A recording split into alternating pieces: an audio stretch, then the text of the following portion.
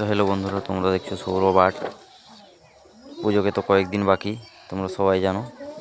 তাই কাঠমাগুলো আমি শুরু করে দিয়েছি। এই কাঠমা চলছে, দেখতেই পাচ্ছ। এগুলো ছোট ছোট ঠাকুরের কাঠমা হবে, ওই 3 ফুট 3.5 ফুট। বেশি বড় তার জন্য করা হয়নি, কাঠমাগুলো ছোট ছোট।